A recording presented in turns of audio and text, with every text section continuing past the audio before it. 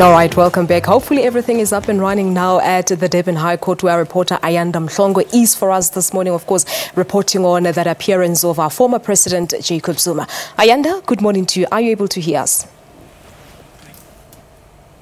Yeah, very good morning to you, Balis, and good morning to our viewers once again. Certainly getting rather busy outside the Durban court. In fact, we're coming to you now just from the steps of the court. As you can probably see behind me, heavy police security this morning around the entire court precinct. It's been barricaded, and as we understand, only those people who will have access in terms of the accreditation are going to be allowed inside the court this morning. And outside as well on the main roads surrounding the courts have also been closed off as they are waiting those thousands of supporters of the former president Jacob Zuma, who at the moment should be gathering at the King Dinizulu Park. They will then be making their way down here to the court. We did see earlier on a small group that just went by singing by.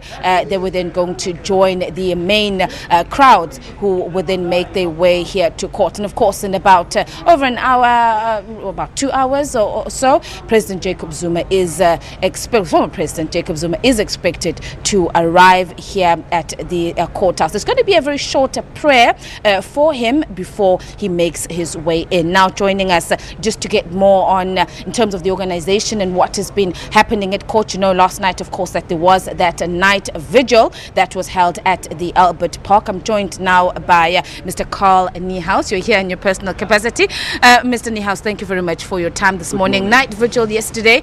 That was to mobilize for this morning. How did that all go?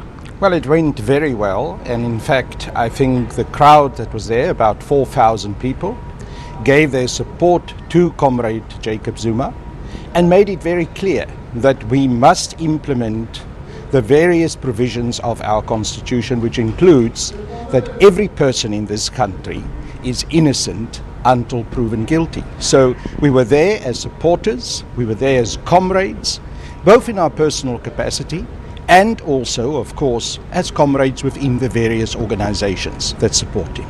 All right. Now, when I just saw that group, we were with you, in fact, just outside on the road, we saw a small group of ANC supporters going past. And what we had understood is that today members of the ANC would be allowed here in their personal capacities, of course, but that the T-shirts and the regalia of the ANC was not allowed to be worn. But we did see some people who were outside here wearing the ANC T-shirts.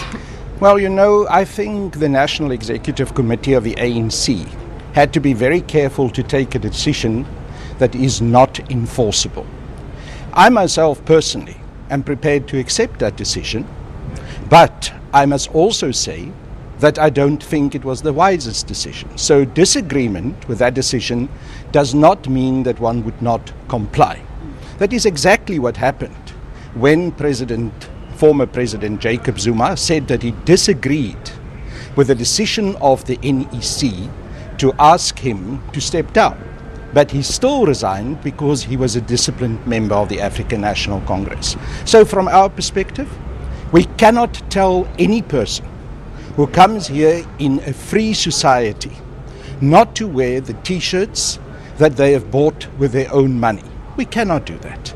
So we simply just have to say, we as people who've been involved in the organization, surely the National Executive of the ANC is not expecting of us to be policemen and policewomen.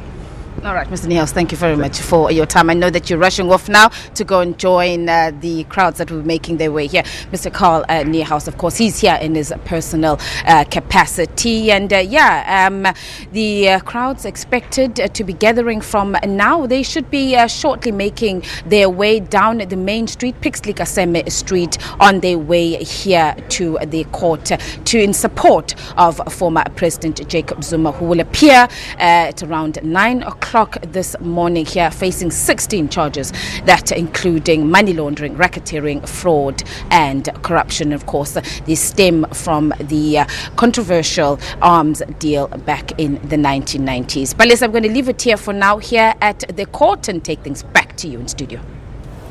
All right, Ayanda, thank you so much there to our reporter, Ayanda Mhlongo, live from the Durban High Court, who will be dipping in and out of that High Court here on Morning Live.